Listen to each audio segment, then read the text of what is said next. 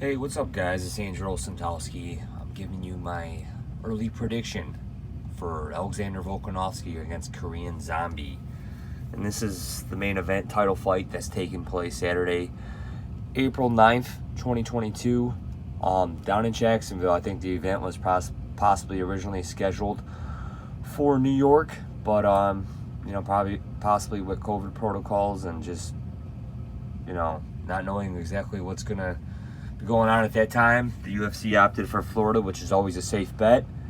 So I'm excited to see their return to Jacksonville. I'm just excited to see this fight take place. Regardless, man, I'm glad the Korean Zombie's getting a final shot at the title before he possibly hangs it up. We haven't seen him get a title shot for a while since his lost to Aldo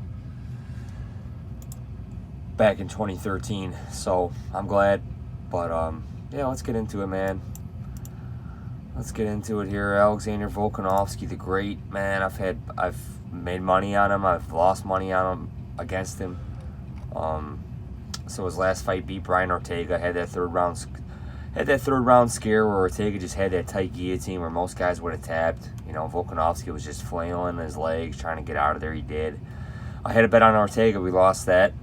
He beat Max Holloway twice. I was on Volkanovski in the first fight when he was an underdog against Holloway at UFC 245, which was an amazing stacked card.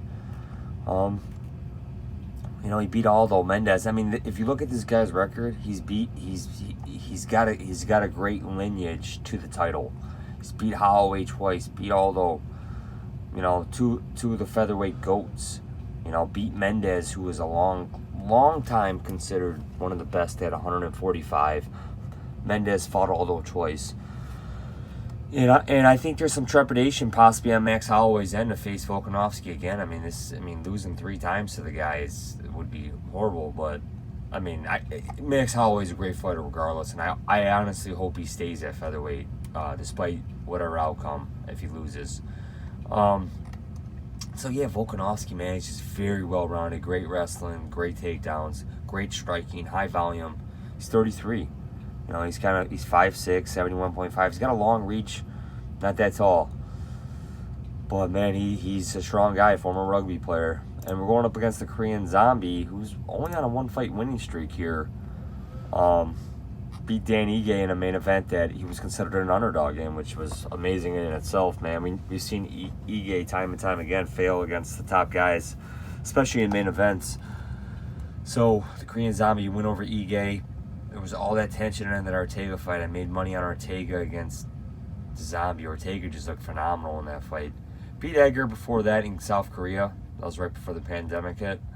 Beat Moicano too in a main event in summer 2019. What a great win that was. I was on Chan Sung Young in that fight too. Lost by a last second elbow to Yair. It's just still amazing to believe.